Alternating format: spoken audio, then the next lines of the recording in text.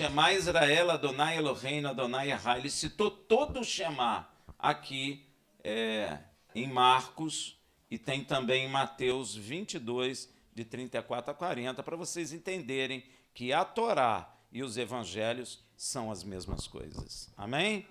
Ah, Rafael, mas eu aprendi que não é. Eu sei, aprendeu errado. É a mesma coisa. Tá bom, meu irmão?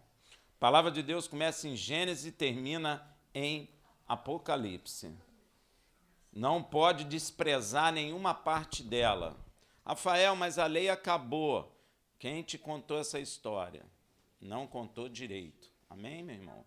Então, você tem que ter muito cuidado, porque, às vezes, você, sem querer, despreza a verdade. E muita gente não é liberta, porque a Bíblia diz, conhecereis a verdade e ela vos libertará. Então, você precisa conhecer a verdade. Então, se Yeshua falou que a lei não acabou, é porque ela não acabou. Ele é filho de Deus e ele tem autoridade para falar. E qual é a autoridade? Dos homens ou de Yeshua, filho de Deus? Então, que é isso?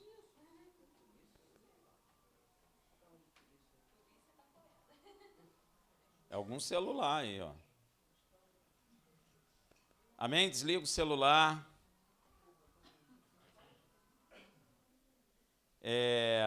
Nós estamos na Paraxá, como o irmão disse, Pinhas, que no português virou Finéias, né? Não tem nada a ver, mas é assim que é. Então, não vamos discutir o assunto, porque nem sei por que Pinhas virou Finéias, mas virou Finéias.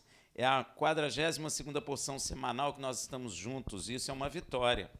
Essa paraxá vai de Números 25, 10, a porção que nosso irmão cantou, a 29, 40. A Haftará é 1 Reis 18, 46 a 19, 21. E a porção do Berit Hadashá, Lucas 23, 1 a 24, 53, que nós comentamos ontem. E hoje nós vamos comentar sobre a Haftará, ou seja, a porção do profeta que você leu em casa, que é 1 Reis 18, 46 a 19, 21. Amém?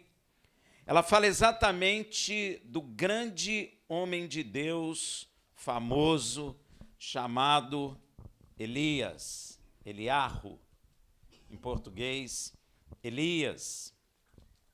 O profeta Elias viveu no século 9 antes do aparecimento na terra de Yeshua HaMashiach, muito antes, né? Durante os reinados de Acabe, Acasias, no Reino do Norte. Lembrando que em sua época Deus dividiu o povo de Israel em 2 reinos por causa do pecado do rei Salomão, de onde nós concluímos que o pecado divide. Amém? Pecado divide. Às vezes tem uma congregação que está todo mundo ali, de repente briga, separa e diz que Deus está multiplicando. Não é verdade não, meu irmão, isso é pecado mesmo, viu? O pecado divide. A santidade une. O pecado divide. Glória a Deus, meu irmão. A gente tem que ter cuidado, a gente tem que ver se a separação é por causa do fruto do pecado, né? Então nós temos que ter muito cuidado. Aprenda uma coisa, meus irmãos. Pecado divide. Guarda isso no coração, não esqueça disso. Judá era o reino do sul com capital em Jerusalém, cidade famosa. E Israel era o reino do norte, com a capital numa cidade chamada Samaria. Tá?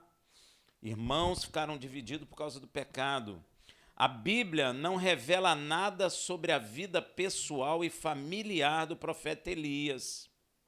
Sabemos apenas que ele era um tisbita. Já leu isso? Ou seja, da cidade de Tisbe, na região de Gileade, onde tem o quê? A unção de Gileade. Nós já falamos disso nesses dias aí. A leste do Rio Jordão, Elias profetizou numa época muito difícil da história do povo de Israel, do ponto de vista de estarem na presença de Deus. Eu queria dizer uma coisa para vocês, a igreja gosta muito de profeta, mas geralmente Deus levanta profeta quando o povo está em desobediência.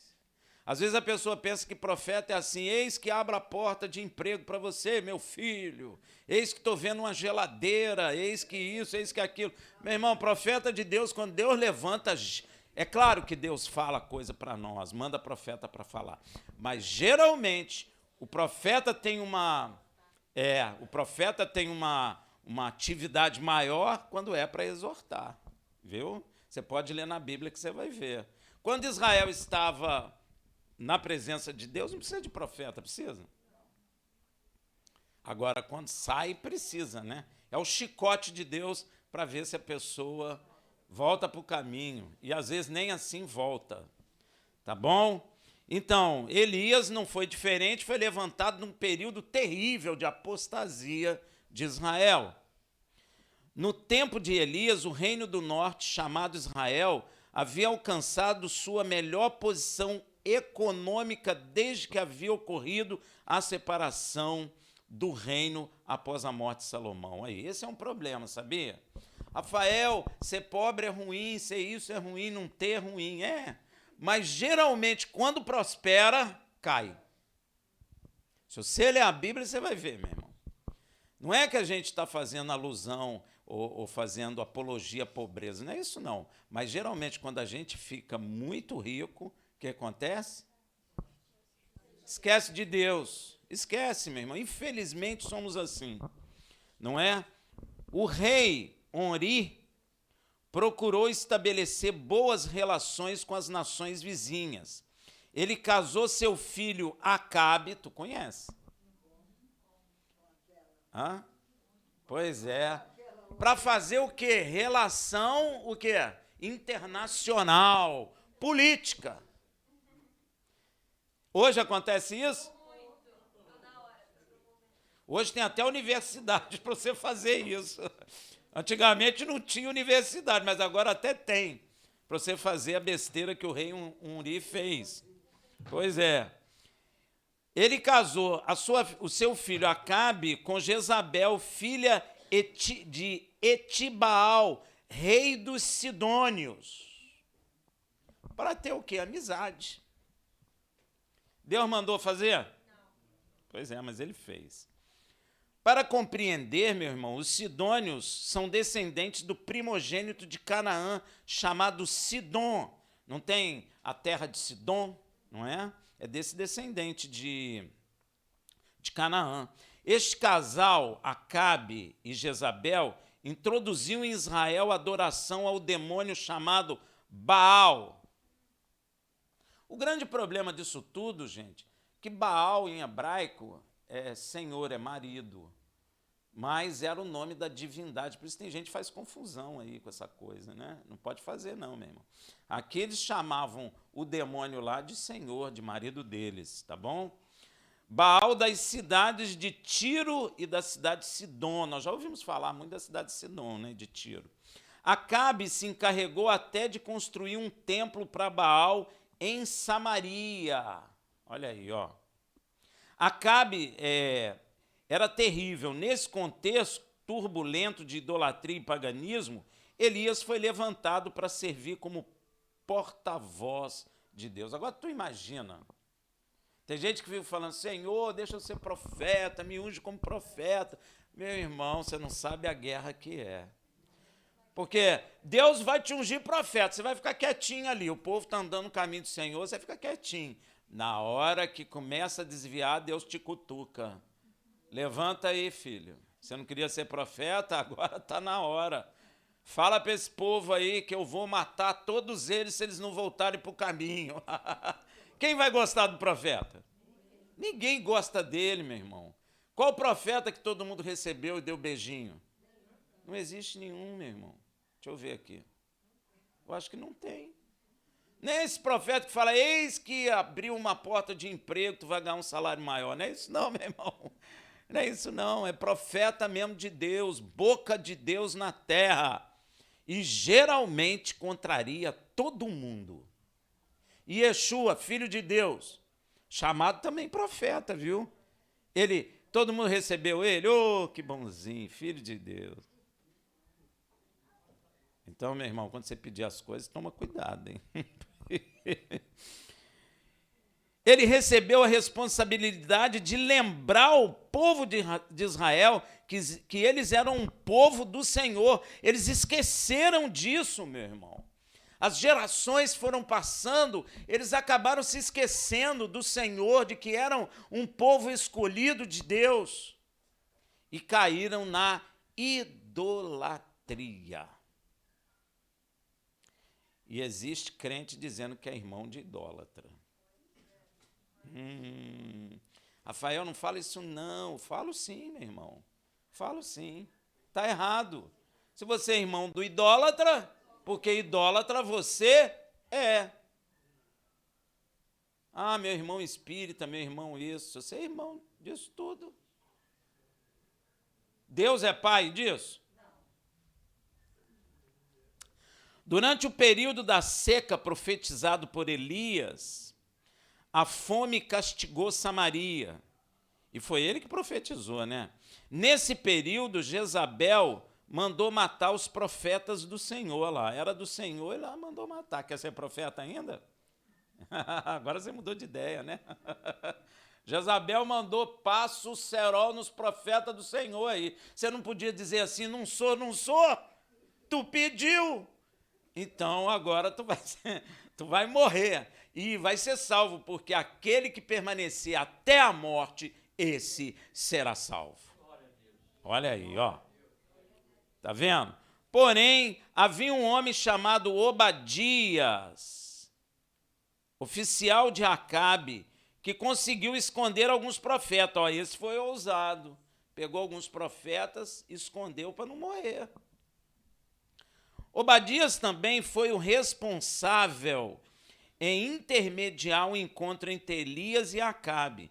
Acabe culpava Elias da miséria em Israel. Gente, idolatria traz miséria. Sabia disso? Amém? Você já notou que nos lugares mais miseráveis do Brasil tem uma idolatria extremamente profunda. Então, meu irmão, idolatria traz miséria. E é de Deus, porque Deus é que trouxe a seca sobre Israel naquele período. E foi profetizado por quem? Por Elias. Então o rei Acabe culpava quem? Culpava Deus? Não, porque Deus para ele era Baal. Era o Deus dos Sidônios. Então ele não culpava o demônio dele, ele culpava Elias. Vamos matar Elias que o negócio resolve. A ideia é essa. Mas o profeta deixou claro que ele e sua família é que eram os verdadeiros culpados. Ó, a boca de Deus, não sou eu o culpado, não, é você. Você e sua casa. É por isso que Israel está pobre, é por isso que Israel está com sede, é por isso que Israel não tem alimento, por causa da tua casa. Ó, falar isso para um rei, meu irmão, é pedir a morte. Eles tinham pecado contra o Senhor, especialmente por causa da idolatria. Como a idolatria é grave diante de Deus, meu irmão. Não adianta. Ah, mas eles falam de Jesus. Meu irmão, não adianta. Idolatria é péssimo, é ruim. E nós devemos rejeitá-la. Esta porção começa exatamente depois de Elias confrontar no Monte Carmelo e matar no ribeiro de Quizon os 400 profetas de Baal. Está gravando? 400, ele matou 400 profetas. Foi ousado. Foi pelo Ruach HaKodesh, pelo Espírito Santo de Deus. Por isso que ele ficou valente, igual Davi derrubando o gigante. Não é verdade? E ela começa assim em 1 Reis 18:48, ó. E a mão do Senhor estava sobre Elias, profeta que Deus conduzia pela mão. Olha aí, ó. O qual cingiu os lombos e veio correndo perante Acabe até a entrada de Israel. A mão do Senhor estava sobre ele e ele cingiu-se.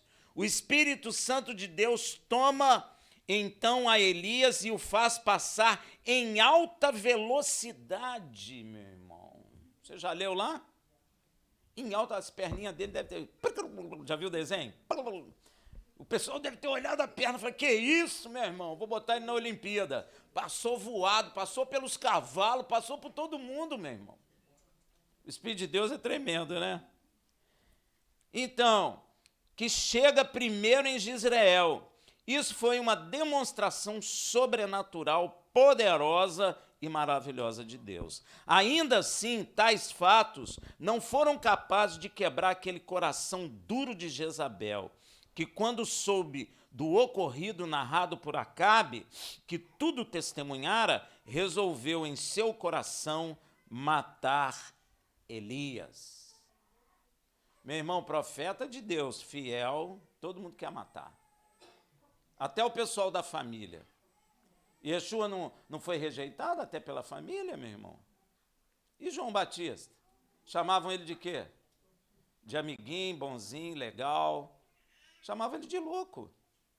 O pessoal achava João Batista meio fora da curva, sei lá. Vivia no deserto, comia um melzinho. Gafanhoto. O pessoal achava o que dele? Hein? Fizeram o que com ele? Decapitaram ele, meu irmão. Porque ele apontava o pecado, porque ele delatava o pecado. E hoje a igreja está com medo de fazer isso, porque está com medo dos outros ir embora. Que vá embora, mas que saiba que o pecado existe e que aquele que permanecer no pecado será destruído por Deus. Ontem nós vimos isso. Nós vimos isso. Não é brinquedo, gente. A gente não está brincando de religião. A gente está tendo um relacionamento com Deus vivo por meio de seu Filho, Yeshua. E nós precisamos de quê? Santidade. Santidade é separação do mundo. Amém? Então, veja em 1 Reis 19, de 1 a 2, ora Acabe fez saber a Jezabel. Acabe era um fantoche, né? Era um banana. Tudo que via contava para quem? Para a mulher dele. Ora, Acabe fez saber a Jezabel tudo quanto Elias havia feito, e como matara a espada todos os profetas.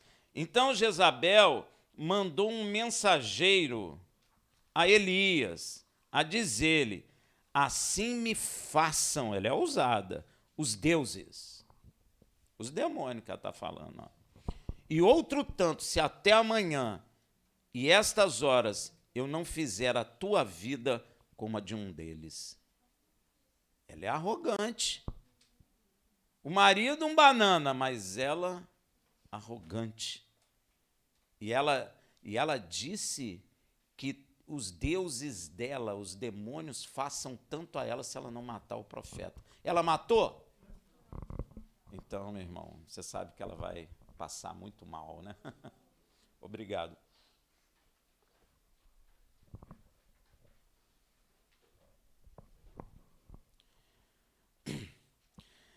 Jezabel está jurando a Elias de morte. Meu irmão, você pode imaginar um governo de um país te jurar de morte?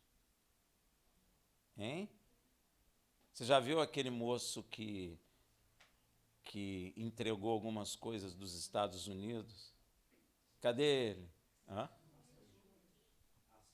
É. Cadê ele? O governo americano mata ele, meu irmão. Ou prende, não é? Então imagina, o governo da época atrás de Elias. Ele tem toda a estrutura do governo de Israel em suas mãos para matá-lo. Então Elias, com este peso sobre suas costas, o que ele faz? Ele foge. Não é? Tem gente que fica falando bobagem aí, meu irmão. Que o profeta chorou, que o profeta matou, não sei, mas depois chorou, teve medo de uma mulher. Ele não estava com medo de uma mulher, gente. Isso é ridículo quando eu escuto isso. Ele estava fugindo de uma estrutura governamental que queria matá-lo. Ele não estava fugindo de uma mulher. Ele estava fugindo de uma estrutura política, meu irmão. Amém? Cuidado com aquilo que se ouve, com aquilo que se aceita. Ele era um servo do Deus Altíssimo. E não é desonra ele fugir, ele está fugindo do Estado, meu irmão, porque o Estado iria matá-lo. Amém? 1 Reis 19, 3-4, quando ele viu isso, levantou-se para escapar com vida se foi. Ele sabia, e era uma verdade. Se ele ficasse em Israel, o que os guardas iam fazer? Pegar ele e matá-lo. Então ele foge.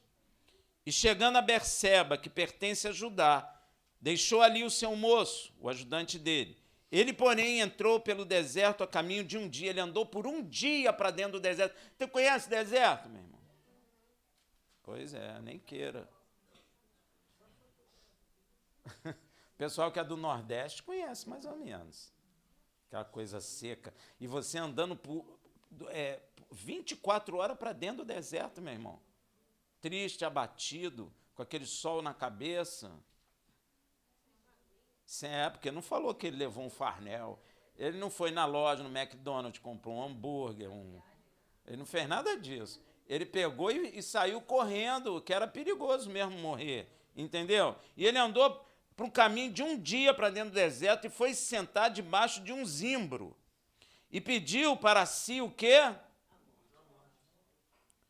Meu irmão, você ia pedir. Você ia pedir. É muito peso. Não é fácil, não.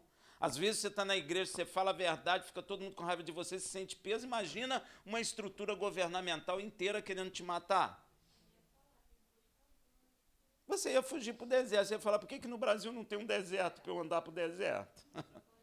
Ou vai para a floresta. Anda por um dia para dentro da floresta amazônica. E no meio lá, fica debaixo de uma mangueira e pede a morte. Porque lá não tem zimbro. Ele disse, já basta, ó Senhor, toma agora a minha vida, pois não sou melhor do que meus pais. Já cansei, Senhor. Já cansei, o pessoal quer me matar, Senhor. Fala sério. O que eu fiz? Eu peguei o teu trabalho, eu fiz, eles não estão me aceitando, Senhor. Então agora, toma a minha vida. O interessante é que ele foge para não morrer pela mão de Jezabel, mas, na verdade, as pessoas não compreendem que ele está fugindo da estrutura estatal que queria matá-lo. E o mais interessante é que ele foge da morte, mas ele pede a morte. Porque o negócio... Mas é melhor morrer pela mão de Deus do que morrer pela mão do homem, obviamente. É o peso do serviço profético, meu irmão. Quer ser profeta? Esse é o peso. É a frustração de não poder fazer mais nada, ainda que você seja fiel a Deus e busque levar as pessoas à fidelidade a Deus. Elas não querem. E aí, meu irmão, elas se viram contra você. Se você chegar na igreja e falar, por exemplo, que a lei não acabou, parece que os outros querem até te pegar. Eles ficam com raiva de você. Então, meu irmão, humanamente falando, é o limite humano onde só Deus pode agir. Elias estava num limite humano, meu irmão. Chegou no máximo que a gente pode suportar.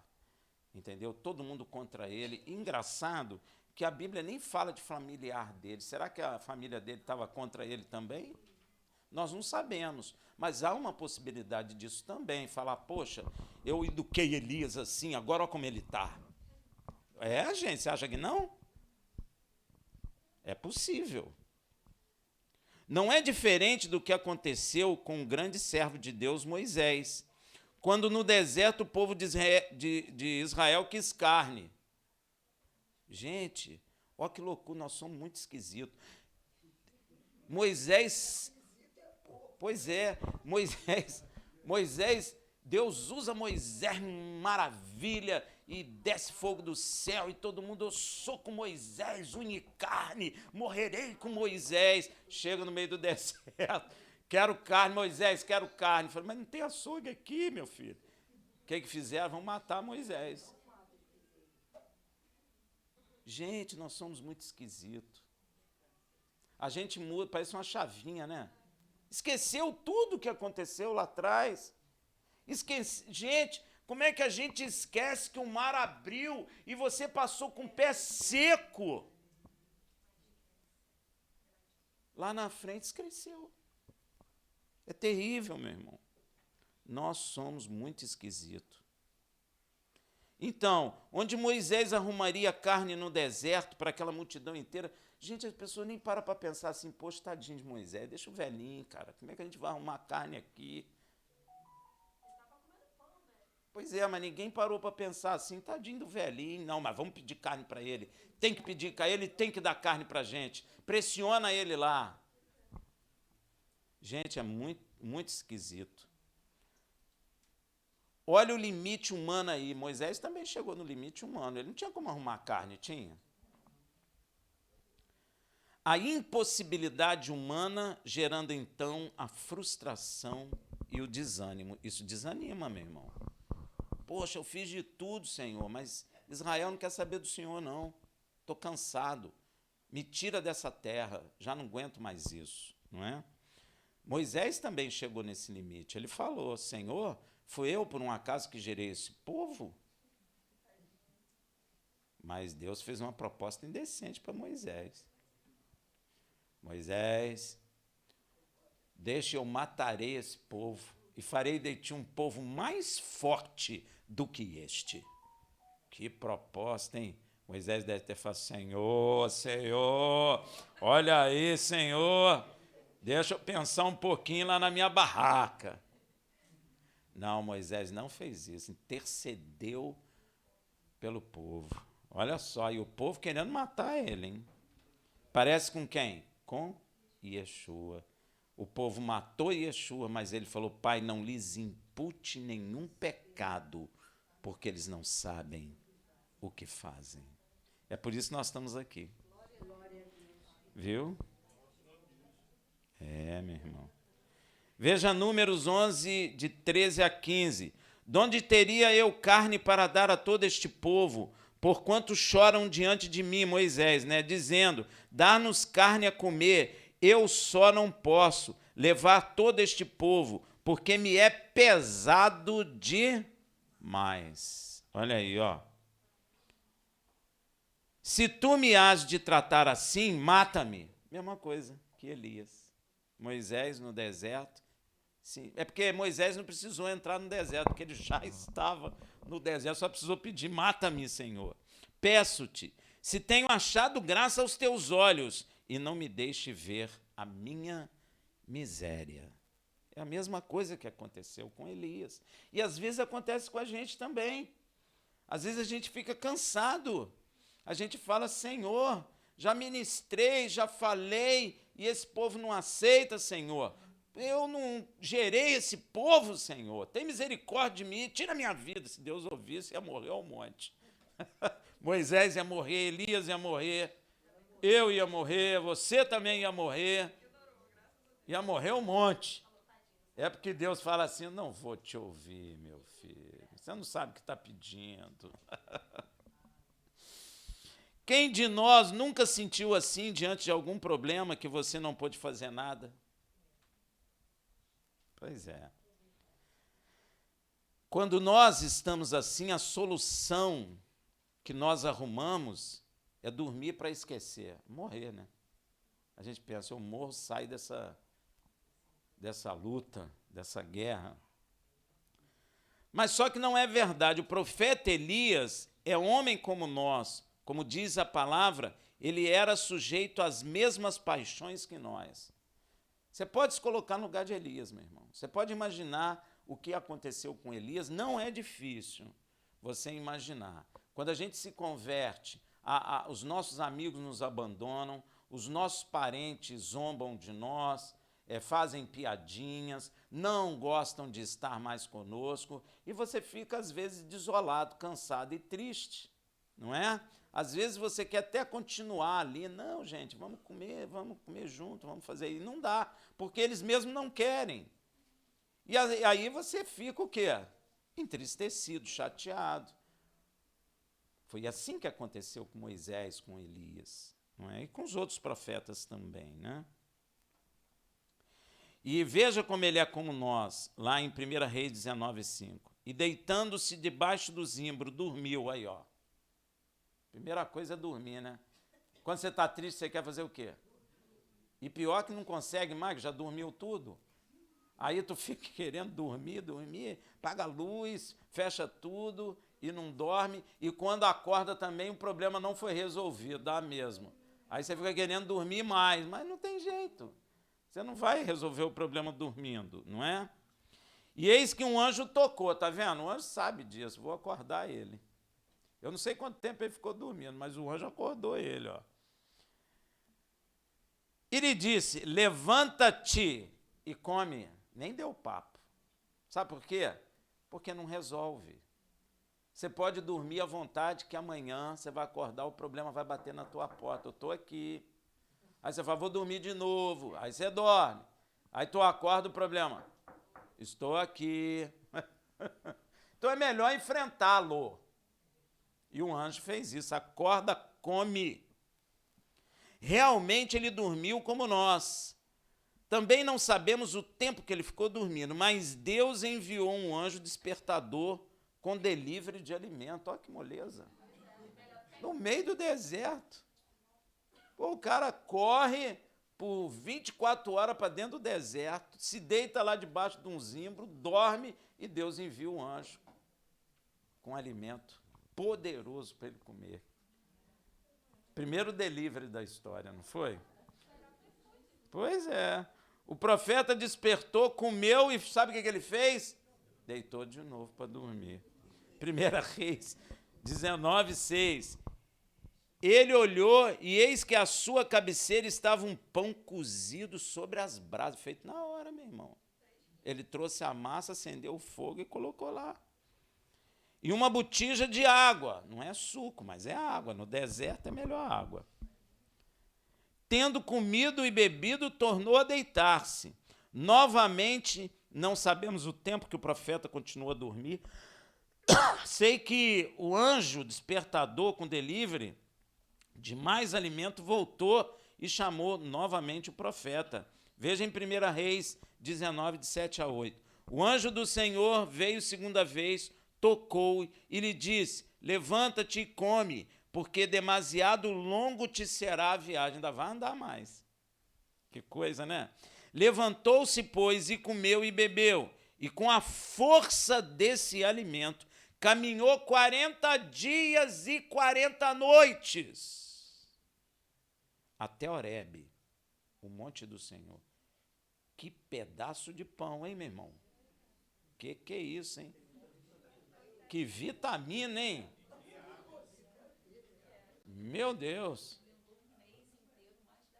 Pois é. Sem parar. Se ele vai para a Olimpíada, ganha todas. Com esse pão, ganha, ué, meu irmão. Andar 40 dias, 40 noites no deserto, sem comer nem beber, por causa dessa bebida e dessa comida. Milagre de Deus, meu irmão. Que coisa, hein? Que alimento é este? Pois com a força deste alimento, Elias caminhou 40 dias e 40 noites sem parar até chegar ao Monte Horebe, o monte de Deus. Veja em Gênesis 3:1, ora Moisés estava apacentando o rebanho de Jetro, seu sogro, sacerdote de Midian, e levou o rebanho para trás do deserto e chegou a Horebe, um monte de Deus, lá no monte onde o anjo apareceu a Moisés. Andou muito, muita coisa, gente, muita coisa. Vemos aqui 40 dias e 40 noites. Muitas coisas na palavra de Deus tem o número 40. Já percebeu? Ele é, sem sombra de dúvida, importante na Bíblia. Não vou falar sobre isso agora, mas, no momento, é só saber que o período de 40 dias ou noite na Bíblia são tempos de transição. Você notou? Moisés jejuou 40 dias e 40 noites no Monte Sinai, e houve uma mudança em Israel. Deus entregou a lei. E Yeshua jejuou 40 dias e 40 noites no deserto, não foi? Foi tentado pelo diabo e foi provado que ele era o Filho do Deus Altíssimo e que o diabo não entraria mais na nova criação de Deus. Houve até mudança para o diabo. Aqui você não entra mais, já era para ti. Amém? Então você tem que prestar atenção nessas coisas. No momento é só saber que o período de 40 dias ou noite na Bíblia são tempos de transição, de mudança entre situações. E é exatamente uma grande mudança que vai ocorrer na vida deste profeta, Elias. Então, com a força do alimento dado pelo anjo, Elias chega, enfim, ao Monte Horebe, entra numa caverna e passa a noite. Foi dormir de novo também, 40 dias, 40 noites, meu irmão, andando no deserto, tem que dormir. E Deus faz uma pergunta a ele. Veja em 1 Reis 19:9. Ali entrou numa caverna onde passou a noite, e eis que lhe veio a palavra do Senhor dizendo: que fazes aqui, Elias? Às vezes pergunta de Deus parece que não tem nada a ver, né? Você sabe, Moisés lá naquele desespero todo, o Egito atrás dele, 3.000 pessoas, quase 3 milhões de pessoas com perigo de morte, ele vai orar, o Senhor fala: porque clamas a mim, Moisés? Toca nessas águas. Eu falei: Senhor, mas tocar em água para quê? Ele não fez isso, né? O homem de fé foi lá e tocou, não é? Porque eu e você, nós sabemos que o mar se abriu, mas Moisés não sabia que o mar ia abrir, meu irmão. Mas Moisés foi ousado, homem de fé, ouviu a voz de Deus e fez, não perguntou o porquê. Às vezes você tem que parar de perguntar, você tem que fazer o que Deus manda. Amém? Aí você vai ver o resultado, porque Deus é poderoso para fazer, né? Deus deu a oportunidade de Elias fazer o quê com essa pergunta? De derramar aquele monte de queixo. Ó céus, ó vida. Deus deu a oportunidade de Elias derramar sua queixa que estava dentro do seu coração. É como se Deus abriu a porteira do coração dele. Vai, derrama aí. E derramou. Veja, 1 Reis 19:10. Respondeu ele: tenho sido muito zeloso pelo Senhor Deus. Começou zangando. Eu sou zeloso, está vendo? Eu sou zeloso, Senhor. Deus dos exércitos. Ele deve ter falado meio zangado. Porque os filhos de Israel deixaram o teu pacto. Ó, ele está zangado. Derrubaram teus altares e mataram os teus profetas à espada. E eu, somente eu fiquei. E buscam a minha vida para me tirarem. Queixou muito, né? Zangou mesmo. Ele está dizendo para Deus que ele tem se dedicado com muito zelo a tudo de Deus. Porém, as coisas não estão andando bem. Sabe por quê que ele está falando isso? Porque Deus não está fazendo como deveria fazer. Eu sou zeloso, mas tu, Deus, o Senhor não... Ele não falou essas palavras, mas é mais ou menos isso que ele quer dizer. Pô, tu tá... Senhor, olha aí, eu sou zeloso, mas e tu? E a tua resposta? Cadê? Ele ficou meio assim, meio zangado.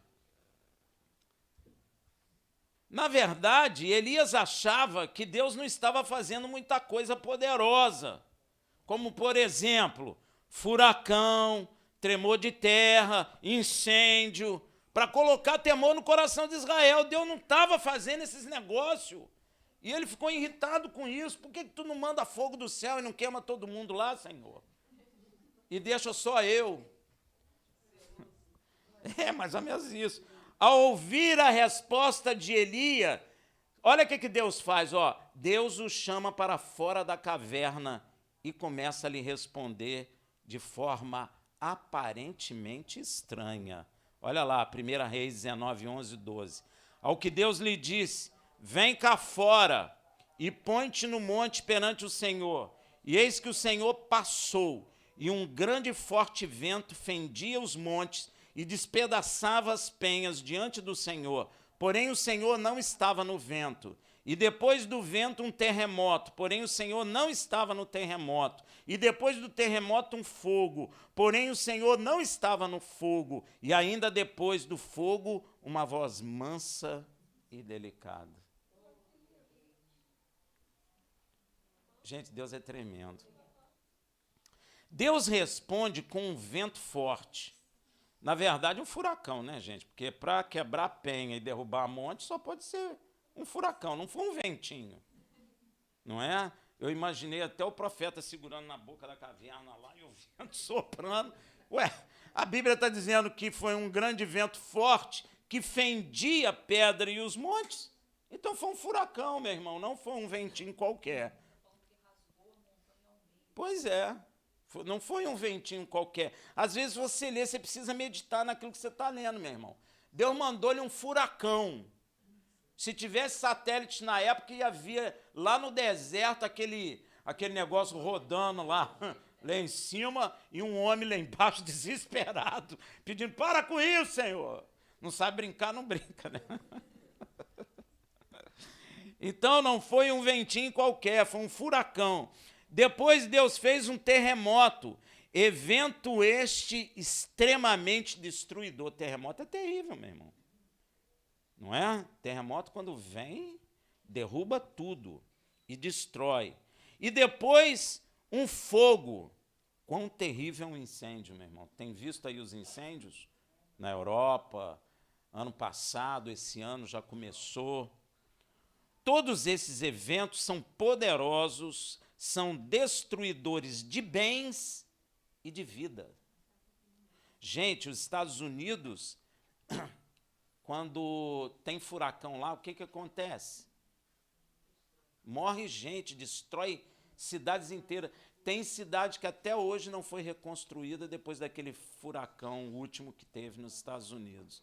A cidade está arrasada, morreu gente, destruiu tudo, acabou com energia elétrica, com esgoto, acaba com tudo, meu irmão. Casa sai voando, animal morre, pessoas morrem. Então, todos esses eventos aqui são eventos extremamente destruidores e mortíferos, não é? E mais, são eventos percebidos pelos homens e que os homens temem. Quem não teme o furacão? E tremor de terra, alguém já passou por tremor de terra aqui? O prédio tremeu?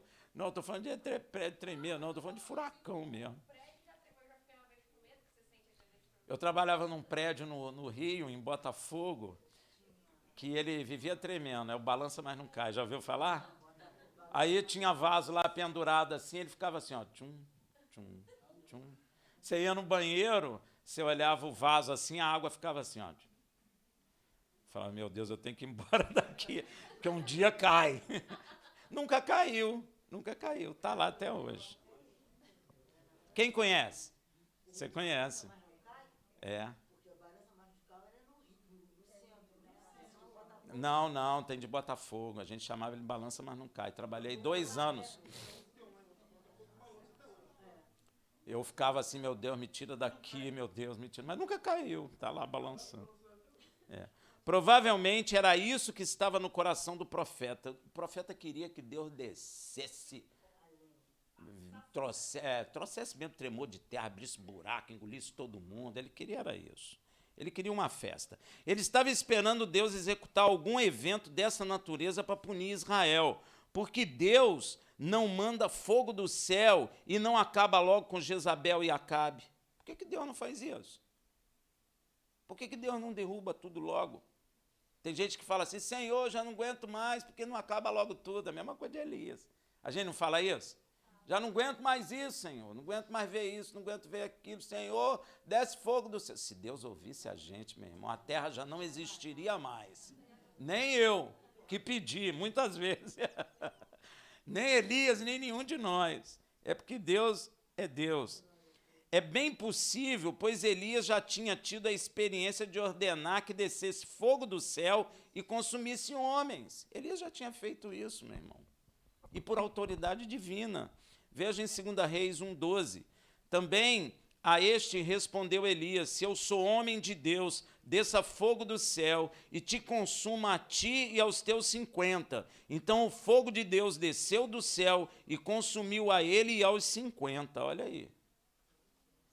Pô, Elias está acostumado a isso. Jezabel está lá mandando, está fazendo o que quer, meu irmão. Eu já falei, desce fogo do céu, o fogo não desce. Mas naquela época desceu, então eu quero, Senhor. O Senhor não está fazendo o que deveria. Eu sou zeloso, mas o Senhor não mandou terremoto, não mandou furacão e não incendiou aquele lugar lá. Porque Elias viu Deus fazer todas essas coisas. Você imagina, você sentado num lugar, o rei manda te chamar e fala assim, o soldado, homem de Deus, desce daí agora. Ele falou, se eu sou homem de Deus mesmo, desse fogo que queima você e seus soldados. E eram 50 soldados, e o fogo desceu e queimou todo mundo. Eu acho que umas 2 ou 3 vezes. Não, é porque aí o soldado, oh, Senhor, me perdoa, eu sou um miserável. Eu não presto. Eu só vim te pedir, por favor, o teu servo tem filho, tem esposa. Se humilhou diante dele. Aí ele foi.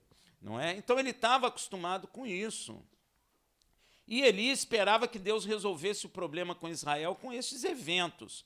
E Deus está mostrando a Elias que ele tem poder para fazer desta maneira sim. Ele tem controle sobre furacão, ele tem controle sobre tremor de terra, ele tem controle sobre o incêndio, ele tem controle sobre as tempestades, porque Yeshua mandou ela calar e ela calou. Quando Deus faz isso para Elias, Deus está mostrando, eu tenho poder e autoridade para fazer dessa maneira. Mas não quero fazer.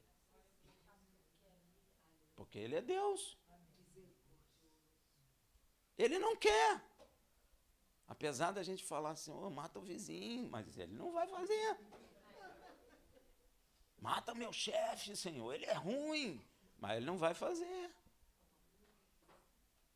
Porque se ele fizesse o que você manda, quem é Deus é você, não é ele. Segundo, você está pedindo para matar o chefe, mas será que alguém já não pediu para matar você antes de você conhecer Yeshua? Senhor, mata essa fulana, ela é terrível. Aí Deus falou, você não sabe o que pede, vai ser uma serva minha no futuro. Se Deus ouvisse o fulano, você não chegava aqui hoje. Ele esperava que Deus resolvesse o problema de Israel com esses eventos. E Deus está mostrando a Elias que ele tem poder, sim, para fazer dessa maneira. Como o profeta está pensando em seu coração. Porém, como Deus fala por intermédio do profeta Isaías 55:8, porque os meus pensamentos não são os vossos pensamentos, nem os vossos caminhos, meus caminhos, diz o Senhor Deus, tem outras maneiras de tratar com seu povo. Ele prova o profeta que ele está vendo, ele prova o profeta que ele tem poder sim para fazer, mas que ele não quer fazer daquela maneira. Ele quer fazer de outra. E qual é essa outra? Uma voz de graça e de misericórdia. É isso que eu quero, Elias. Vou até te tirar. Eu vou arrumar outro no teu lugar, porque você está muito zangado. Vou tirar da terra. Tu está querendo resolver um negócio com um pedaço de pau logo, derrubando todo mundo, destruindo tudo? Eu não vou fazer mais dessa maneira. Eu posso, mas eu não quero. É isso que Deus está respondendo a Elias.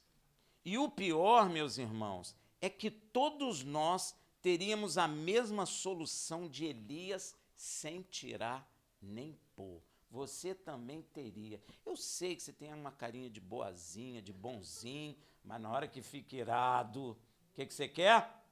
Que morra. É ou não é? Quando a gente está irado, segura, hein? Tem que prender numa jaula. porque é terrível. Aí os outros falam assim, decair da graça, cair da graça, não sair da graça, né? Nós ficamos irados. Ainda bem que Deus disse, né? Irei, mas não pequei, não deixe que o sol se ponha sobre sua ira. Mas quando nós ficamos irados, meu irmão, é terrível. E foi exatamente esta proposta que os discípulos fizeram a Yeshua. Foi exatamente isso. Para destruir o samaritano, um povo inteiro. Eles acharam muito normal. O Senhor, manda logo fogo do céu, queima lá aquele povo todo, cozinha eles e acaba o problema. Para destruir o samaritano que não os receberam em suas aldeias. Cara irado, meu irmão. O samaritano não aceita judeu, eles estavam com fome, foram lá na loja lá para comprar comida lá, os samaritanos não vão vender para vocês, não. Sai daqui, você é judeu, sou samaritano. Sai daqui. Aí esse cara irado, olha lá, Lucas 9, de 51 a 56. Ora, quando se completavam os dias para a sua assunção, manifestou a firme propósito de ir a Jerusalém. Enviou, pois, mensageiros adiante de si. Indo eles, entraram numa aldeia de samaritano para lhe prepararem pousada. Nem foi para comer, foi para dormir. Mas não o receberam porque viajavam em direção a Jerusalém. Olha aí, Vendo isso, os discípulos, Tiago e João, disseram, Senhor, queres que mandemos descer fogo do céu para consumir? A mesma coisa que Elias queria. Ele, porém, voltando-se, repreendeu-os e disse, vós não sabeis de que espírito sois, pois o Filho do Homem não veio para destruir as vidas dos homens, mas para salvá-las. E foram para outra aldeia. Todos nós sempre queremos isso. Todos nós já em algum momento de nossa vida desejamos a destruição do nosso adversário, do nosso inimigo. É porque Deus é misericordioso, tanto para a nossa vida como a vida dos nossos inimigos, não é? Logo depois que Elias ouve a voz mansa e delicada de Deus, ele cobre seu rosto. Isso fala de quê? Da graça de Deus. 1 Reis 19:13. E ao ouvi-la, Elias cobriu o rosto com a capa, e saindo, pôs-se à entrada da caverna. E eis que lhe veio uma voz que dizia, que fazes aqui, Elias? Você sabe que eu acho que a primeira pergunta quem fez foi o pai. E a segunda, que é a mesma pergunta, quem fez foi o filho. A voz suave, não é? Foi tão suave que ele cobriu a sua cabeça. Amém?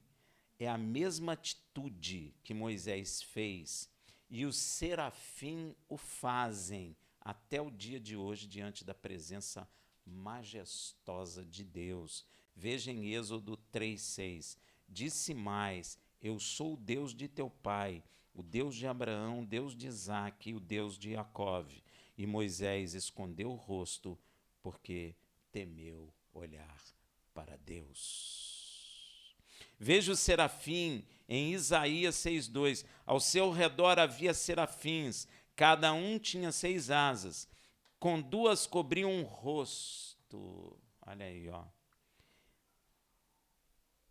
e com 2 cobriam os pés, e com 2 voavam.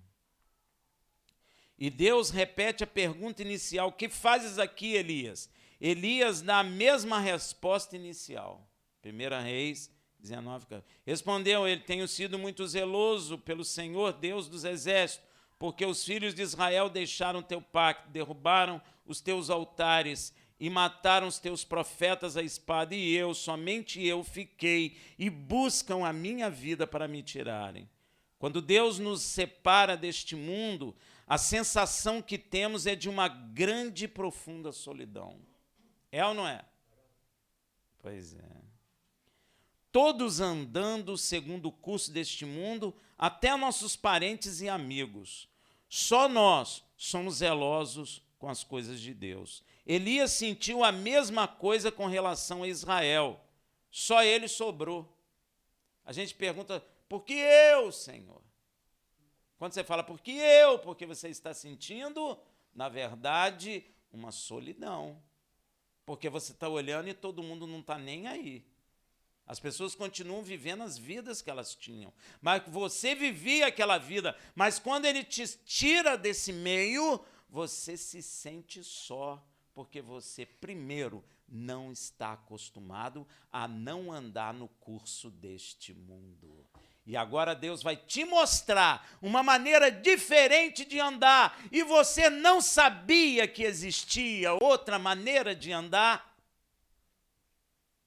Porque você pensava que o jeito de andar é o jeito que seus pais te ensinaram. Caminho largo e espaçoso que leva à morte. Mas Deus olhou do alto céu e teve misericórdia da sua vida. E falou, vou mostrar que tem outro jeito. Mas é outro jeito. E eu vou dizer uma coisa para vocês. Deus abriu meus olhos espirituais e eu vi os dois caminhos. Vou descrever que vi para você. Você crê? O caminho que eu estava andando é belíssimo. O chão é liso que uma maravilha. O céu não tem uma nuvem, céu de brigadeiro. Muita gente dançando e andando pelo caminho. Mas lá na ponta tem um abismo e ninguém vê. Quando Deus me deu um safanão na visão, foi um safanão mesmo. Pau! Aí eu virei e vi um caminho estreito. E quando eu entrei naquele caminho, os matos cortavam minhas pernas. E o esforço para andar naquele caminho era muito grande. Porque enquanto o caminho da perdição era liso e fácil de andar, o caminho estreito, ele tinha muita pedrinha. Então, quando eu dava um passo, escorregava 2 para trás. Então, eu tinha que fazer um esforço dobrado para andar. E lá no final não tinha um abismo, tinha uma porta na rocha. É o caminho da salvação. Tem outra maneira para a tua vida. Às vezes o diabo nos cega e não permite que nós venhamos a enxergar e a entender que tem um novo caminho para que nós possamos andar. E nesse novo caminho, ainda que ele seja mais difícil, e o é, existe um Deus que te fortalece e te abençoa neste caminho, como fez com o profeta no deserto. É Ele que te sustenta, é Ele que te alimenta. E com aquele alimento, tu andará nesse caminho e verá a glória de Deus. Porque a promessa é, aquele que entrar por mim, este sairá e encontrará pastagem. E a gente não sabia que tinha um caminho diferente. A gente pensava que era isso mesmo. Quando Deus nos separa deste mundo, a sensação que temos é de uma grande solidão. Todos andando segundo o curso desse mundo, até nossos parentes e amigos. Só nós somos zelosos com as coisas de Deus. Elias sentiu a mesma coisa com relação a Israel. Só ele sobrou. Só eu sou de Deus. Porque eu não sou melhor que meus pais. Me leva então, Senhor. Porque como é que eu vou continuar nessa vida? É mais ou menos isso, viu, meu irmão? Para Elias só sobrou ele em Israel. Porém, olha a resposta de Deus em 1 Reis 19, 18. Todavia, deixarei em Israel 7.000, todos os joelhos que não se dobraram a Baal, e toda a boca que não o beijou. Ou seja, você pensa que está só, mas eu quero dizer a você, a Bíblia diz que muitos irmãos passam pelo mesmo sofrimento em toda a terra. Então são milhares e milhares que Deus tem guardado, que não dobraram o joelho para Baal. Ainda que muitos digam, são poucos que se salvam. Eu digo a você que você não sabe quantos são os que se salvam. Mas eu tenho certeza que Deus tem guardado homens e mulheres que não dobraram o joelho para Baal e não o beijaram. Não é só Elias. Não é só você. Tem muita gente. Fique pensando que você não está só, que muitos estão sofrendo como nós. Amém? E o apóstolo Paulo, com este acontecimento de Elias, revela o futuro de Israel lá em Romanos 11, de 1 a 5. Pergunto, pois, acaso rejeitou Deus o seu povo? Mas, Rafael, eles pecaram, Rafael. E você não? Hein? Perguntinha chata, né? Eles não prestam e você presta? Hein? Teve uma pessoa que chegou para mim e falou assim, não entendo Deus. Israel peca, e tem misericórdia. Eu falei, e de você? E de você? Tu pecou, mexeu com droga, fez isso, fez aquilo, e você está aqui hoje vivo, porque ele é misericordioso, assim como ele é com Israel, ele é conosco, é com todo homem que crê nele, meu irmão. Ele não quer a destruição dos homens, ele quer a salvação de todo aquele que nele crê.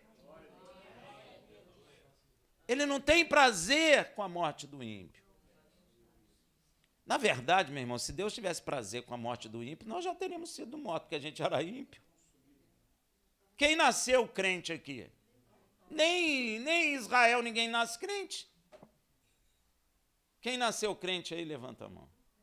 Não nasceu na igreja, não, estou dizendo crente. Ah, vai ter que levantar a mão e já aceitou.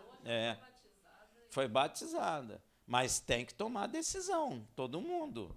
Ninguém nasce crente, eu sou crentão. Não tem isso, gente. Você sabe por que a gente não é consumido? Por causa da misericórdia de Deus, meu irmão. Tanto quanto ele é misericordioso com Israel, é com todos os povos. Tanto é que ele diz assim, por meio da fé eu salvo o circunciso e por intermédio da fé o incircunciso. Então é a mesma coisa para todo mundo. Está em Romanos isso. Amém? Então, às vezes, a gente não sabe o que está falando. Pergunto, pois, acaso rejeitou Deus o seu povo? De modo nenhum. Paulo é bem claro, né? De modo nenhum. Como é que as pessoas pregaram tantos anos dizendo que a igreja substitui Israel, gente? Que loucura é essa? Isso é contra o Mashiach. Se ele é rei de Israel, como é que a igreja tomou lugar de Israel? Então Yeshua não é rei de nada? Ele diz, Deus dará o trono de Davi, teu pai, a ele. Ele vai reinar sobre o trono de Davi. Então Israel perdeu, então ele vai reinar onde? Vai voltar aonde? Podia voltar em Minas Gerais, mas não vai. Vai voltar em Canaã, em Israel, no Monte das Oliveiras. Tem até um endereço. Se você quiser, pode ir lá. Ele deu o endereço. Deu ou não deu? O endereço está lá, para ninguém ter dúvida. Então, olha, porque eu também sou israelita. É Paulo falando. Eu também sou judeu, gente. Paulo é judeu, da tribo de Benjamim. Ele é judeu. Hebreu de hebreu, que ele fala. Por que ele é hebreu de hebreu? Porque ele é filho de esposa. Benjamim é filho de esposa, não de concubina. Da descendência de Abraão, da tribo de Benjamim. Deus não rejeitou o seu povo que antes conheceu. Deus nunca vai rejeitar. Falou pelos profetas. Israel jamais deixará de ser povo diante de mim, meu irmão. Jamais. Mas eu não aceito isso. Problema seu, meu irmão. Problema seu. Você está contrário à vontade de Deus. Você pode achar o que você quiser, mas a verdade está escrita na Bíblia, e é ela que vale, não é o que você acha que vale, é o que está escrito que vale. Deus não rejeitou o seu povo que antes conheceu. Ou não sabeis o que a Escritura diz de Elias, como ele fala a Deus contra Israel? E Elias estava querendo que Deus destruísse Israel, meu irmão. Elias estava intercedendo contra Israel. Rafael, ele estava errado? Não. Mas Deus tem outras maneiras de nos tratar. Elias estava errado? Não. Israel estava em pecado? Estava. Mas Deus quer destruir Israel? Não. Deus matou a geração que não quis entrar? Matou. Muitas gerações se perdem, mas Israel estará em Canaã o dia que Yeshua voltar. Porque Deus não mente. Deus tem maneira para se tratar as coisas. Graças a Deus, né? Porque se ele tratasse como eu acho, a gente estava perdido, inclusive eu também. Deus tem maneiras para fazer as coisas. Eu costumo dizer, até estava falando com a irmã hoje, você já viu alguma coisa quadrada na natureza? Não existe, tudo é redondo. Ele falou assim, eis que sou um oleiro. E você sabe como é que uma estrela começa a existir? Eles já filmaram aí no universo. Está lá a poeira cósmica, que eles chamam, né? Aí, de repente, uma coisa começa a rodar, vai juntando matéria e vira uma estrela. Rodar. Como é que o oleiro faz? Deus não está falando à toa, não. A Terra faz o que em torno do Sol? Meu Deus, tudo roda. A Terra roda em torno do seu eixo, roda em torno... Tudo é redondo. A árvore, se você cortar, ela é redonda. Você sabia que o cientista vê a idade da árvore pelo anel, que eles, quando corta ali, vê. Tudo é redondo. Aonde tem coisa na natureza quadrada aí? Mostra para mim. Sabe o que é isso? Isso é um padrão de Deus. É um padrão de Deus. Você pode observar, gente. Nunca vi, nem daria certo, daria um sol quadrado? Não daria, né? Como é que ia ser esquisito, né? Um sol quadradão no céu. Deus tem padrão, tem maneira de fazer a coisa. Elias, como fala contra Deus, Elias fala a Deus contra Israel, dizendo, Senhor, mataram os teus profetas. Ele está acusando Israel, meu irmão. E Israel matou os profetas? Matou. Ele não está errado, não. E derribaram os teus altares. É verdade. E só eu fiquei. Aí já não é. Aí já não é. Epa. Aí você está nervoso, Deus deve ter falado com ele. Você não sabe de nada. E procuraram tirar minha vida. Mas que lhe diz a resposta divina? Deus não diz assim, olha, eles derrubaram meu altar, eu vou arrebentar eles. Deus não falou nada disso. Ele falou assim, só deu a resposta para aquilo que ele falou sem saber. Reservei para mim 7.000 varões